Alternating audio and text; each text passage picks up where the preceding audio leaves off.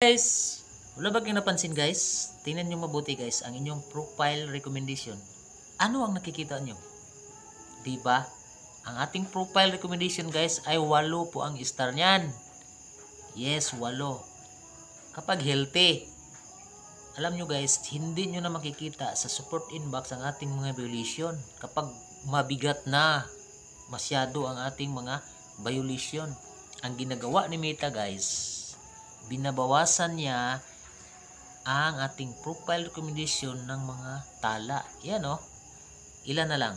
Diba 4 na lang? Pag ganyan, at least, delikado na yan. Pag naubos yan, papunta na yan sa demonetization. No? Wala ka ng earnings. Papunta na yan sa restriction. Yan. So alam nyo na.